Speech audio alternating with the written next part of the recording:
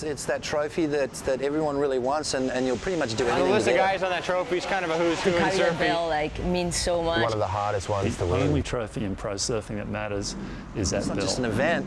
It's part of our culture. It's part of our lifestyle. It's part of who we are. The heritage, you know, and the prestige of bells, And that whole sense of what's come before. to me, is greater than any other event. It was the birth of professional contests in Australia. You feel like a gladiator just about to go into battle against this guy, you know, and you want to slaughter him, you know.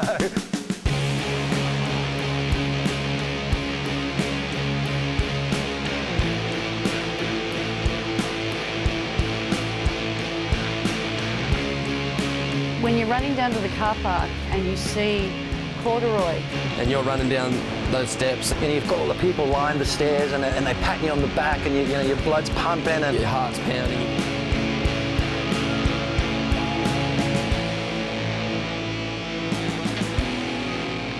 it's just getting down onto the beach, and you stand there and you look back, and the cliffs are all lined with all the people, and So you're looking at heads the whole way up. the waves are pumping through, and it's just, you know, it's chicken skin stuff.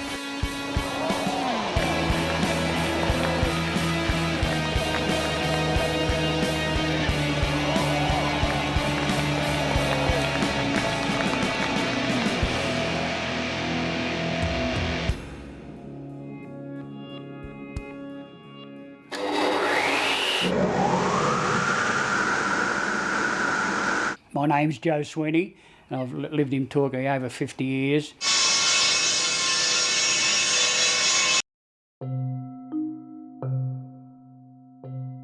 "33 years ago, I got the chance to make the bell for the contest when it turned professional. It was Midget who suggested to Surfing Victoria that it would be good to have a bell as a trophy. He suggested actual bell because that area was the Bell's property. The Bell family bought this parcel of land at the land sales in 1867 and established residency here around about 1880. And so that whole area was known as Bell's, to my knowledge, because the family lived there. It's very clear from everything that was written about the family that they had an amazing connection with the beach. Because the Bell family owned such a large tract of land out here, almost to the edge of where Jan Juc is now, and they owned the whole of the beachfront all the way down to almost Anglesea. So I would think it probably just became locally known as the Bells Beach. And I think this particular family who lost their only son on the battlefields of Europe, you know, would feel honoured that the modern day warriors with their surfboards are coming here and have this wonderful feeling for the place as well. So it's about the sacredness of the place. I really love making the bell, and I can think to myself, now who's going to win it this year? There's been so many great champions that handle it, and I know they all respect it, and they're very, very proud of winning it.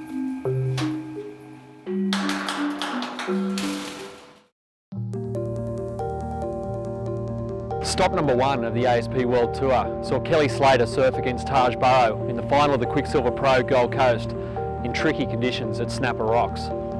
Kelly's win in the final at Snapper meant an unprecedented 11th world title was a real possibility. It also meant he'd be coming to Bells Beach chasing a 5th Bells trophy, something no other surfer has ever done. The swell forecast for the Rip Curl Pro looks the best it's been in over a decade. So things are shaping up incredibly for the 50th running of this iconic event. They start off pretty awesome. You know, as far as the Bell Bowl goes, today was a perfect size start now. It was about, what, 3-4 foot early. Things started picking up, the tide came in, and the swell picked up a bit, and it was pretty much classic conditions, like, couldn't ask for much more. Standouts for me, no real surprises, a lot of the big favourites, you know, your Slaters, your Parkinsons, your Fannings. Those guys impressed me the most, I think Joel particularly. Just with his power, you know, I know he's been training, he looks really strong. Mick too, he's, you know, super fast. Slater had moments of brilliance like he always does, riding something real short and just, you know, turning 5s and 6s for other guys into 7s and 8s, 9s. I think as far as tomorrow goes for round 2, you're going to see, if not as good, if not better conditions. Tough call, don't want to jinx it, but I think the wave's going to be pretty phenomenal tomorrow. We're going to see some classic bells. Well, we scooted on over to Winky Pop. Bells sort of got a little bit fatter, and we saw yesterday, you know, with the tide coming in, conditions deteriorated. That first heat with Jordy Smith and Adam Robinson, the trials winner, was a great heat to start it off, and saw some great surfing, and that was a very, very close heat with Jordy Smith getting the final wave in that heat and getting a 9.5 to just narrowly beat Adam Robinson.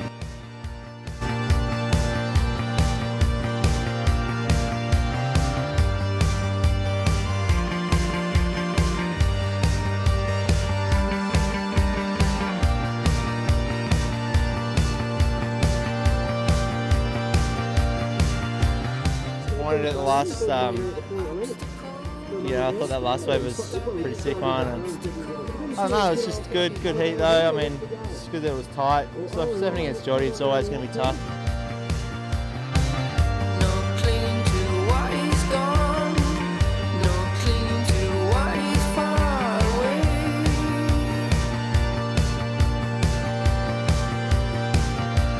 Martinez, I'll tell you what, he stepped up.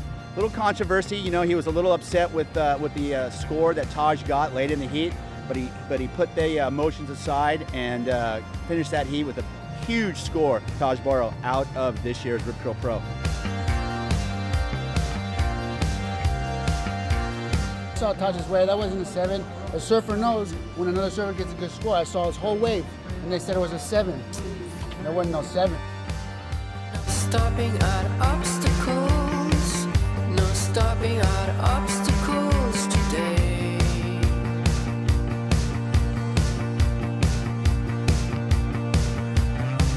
Just looking ahead for you, just looking ahead to find a way.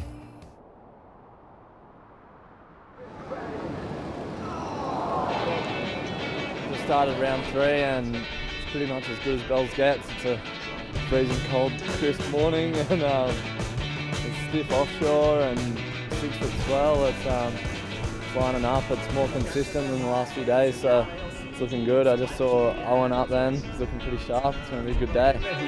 Transport to a tree. I was just lucky. I started getting in a rhythm, and you never kind of know when a rhythm starts. But maybe it started from the very first wave of the heat, but kind of just was lucky. Caught me in those sets. I wasted a lifetime just thinking of wings. I could have been doing plenty. Got here this morning. It was classic Bells. The waves kept pumping on through. Had a magic last couple of days, and again today.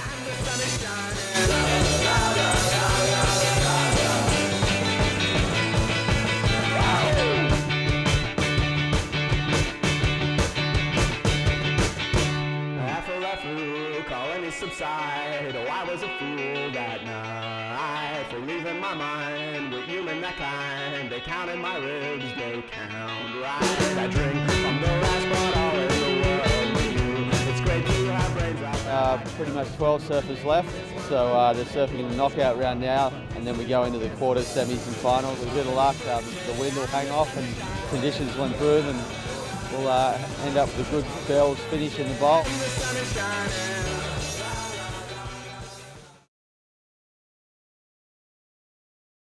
I'm Michael Anthony. I've been shaping for 33 years, one of the Rip Curl shapers, living in Torquay for 37 years and coming down every weekend I could before that. It's a great medium to work with, the foam. I sort of love I guess to me it's a bit like sculpting.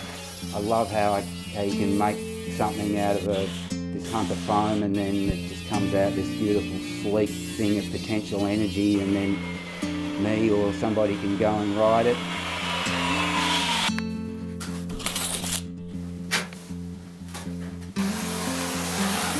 This board that I've done for Wilco, that's from an era where around here we were really into just down the line speed and flowing with the wave and getting tubed.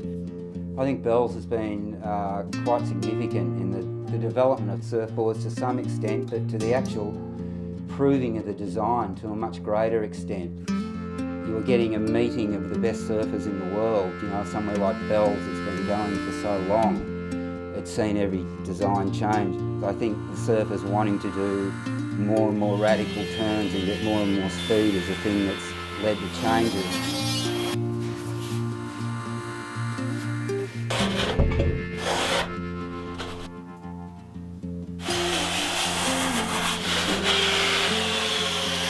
I'm really looking forward to seeing Wilco ride this board, just to see what he comes up with on it with his new modern day approach. Who knows what he'll do on it. I'm looking forward to seeing him riding the board I made.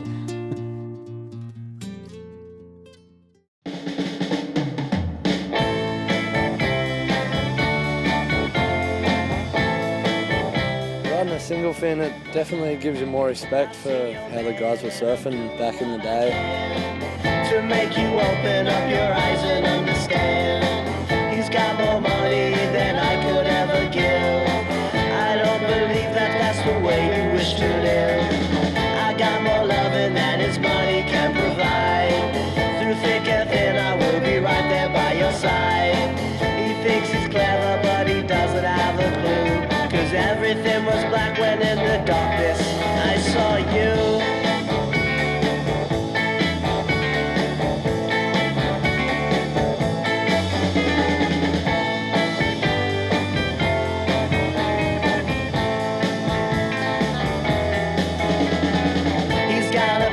And my cave is made of stone, but I ain't jealous that I live out on my own. Don't need no dollar signs, I don't need a dime. I got my ways, girl, I'm gonna make you mine.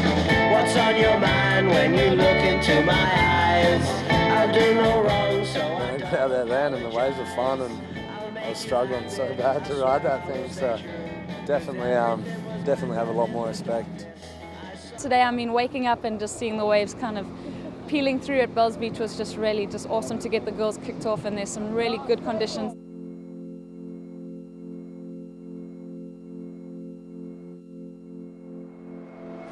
Stop to think what you're doing.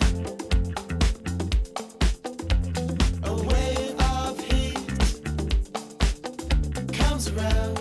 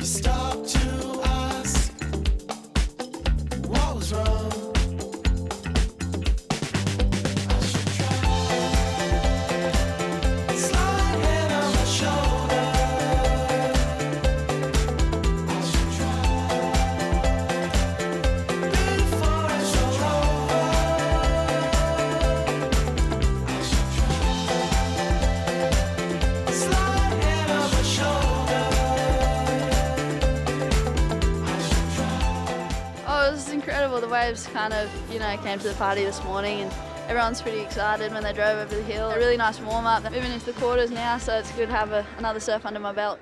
Today was pretty much like a fairy tale. Still pumping conditions here this morning, but stick around. We've got an amazing schedule this afternoon. No, we're locked in, Jode. That's for sure. Until we decide this, until we get a girls' champ here this afternoon. Here goes Sofia Milanovic. Now she gets going down the line, rips into that first turn, driving down, up and over the big roller coaster floater. Great transition, into the pocket, just jams it. I think we've just seen the best wave of the heat so far. Carissa Moore, she was also just red hot today. It was really a Carissa Moore show.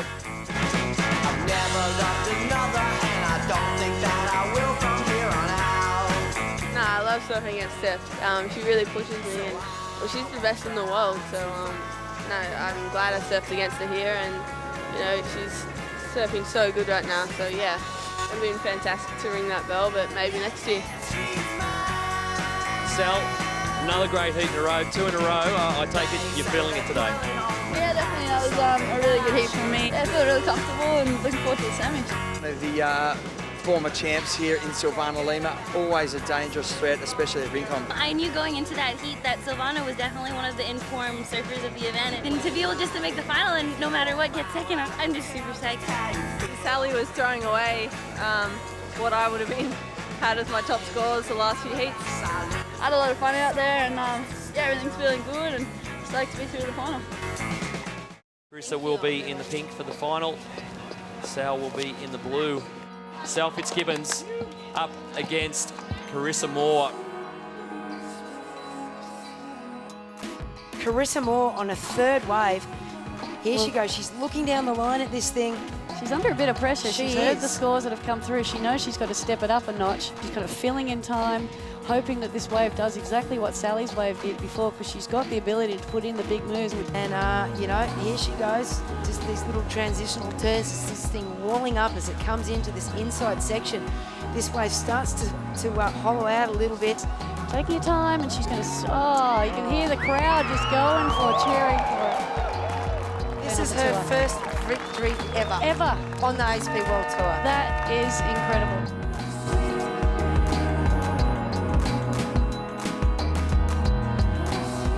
Right now, this is the most amazing feeling in my whole life. This is the pinnacle of my career. To win bells, it's the 50th anniversary, makes it extra special. But to look at some of these names on this trophy and know that I'm amongst them now is, I don't think it'll sink in for a long time.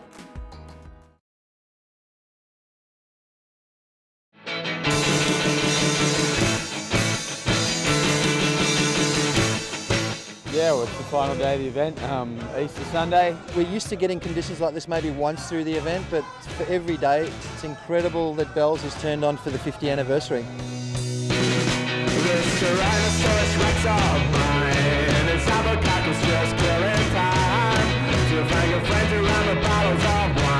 First 2 quarters, 2 significant things happened. Joel Parkinson came out and dominated Owen Wright. He really did set a platform for power surfing and being in groove with the conditions out here at Bells. And in the second heat, what we saw was Kelly Slater really be off his game, and that was the big surprise package. Adriana De Souza's been surfing excellent. Adriana with the lead. It's a major upset looming. Kelly ended up in a combination situation in a very strange place. I don't think he felt comfortable with the surroundings there because he's not there very often.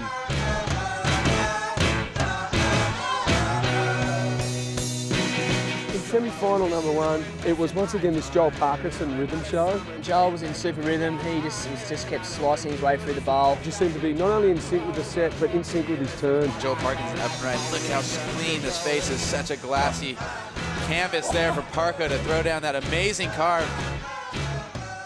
Big heat that one, Parko. Adriana just beaten Kelly. A challenge was on and you delivered. I was still worried. I thought for sure it was possible to do anything. It doesn't matter who it is, it's just you got to beat yourself. You and Mick, you've had some great battles down here, but Geordie Smith, a tough opponent as well. Oh, for sure. Probably one of the toughest, especially at this stuff, a big, powerful right-hander. Geordie Smith needs a big score. He just attacks his section. Oh, that was a huge maneuver. He just blew up, ended up getting 9.5, but then just not enough time for Geordie to get that second ride. Mick Fanning, smooth as silk, surfed all over it, crowd loved it. Mick Fanning through the final. I think Mick and Joel have definitely looked the form surfers. Today they just seem to pick the right waves and draw the right lines, and they're going to both be in the final. And I think it's going to be a pretty good matchup.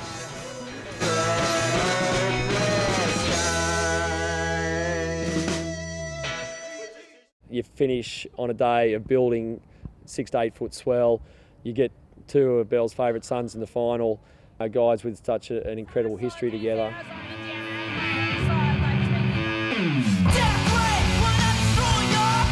Take off for Parko, drives into the section, whips it, huge Parko turn. Joel got that ride, scored 8.5 straight off the bat. Boom, just got first blood.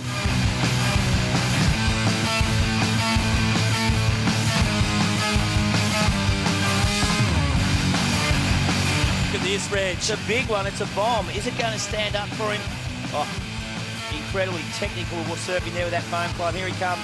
Grab rail Cuddy. He's really negotiating the bump in the face. This is hung on. 3, 2, 1, and Parko pulls in the barrel. Oh, there you go. Woo! Punctuation mark from Parko. Hey, come on, last judge. It's a 10. He's got 4 10s It's a 10 now. on it already. Oh, look at There it this. is. Oh, Parko. I think definitely out of all my bells, this one would be the sweetest. You know. The 50th anniversary, it feels like it's gold plated. You know, it feels just a little bit more special. I feel like I've really got a little part of history at Bells. You know, and it was always something I wanted to do was win a bell, but 3 I never thought I'd have.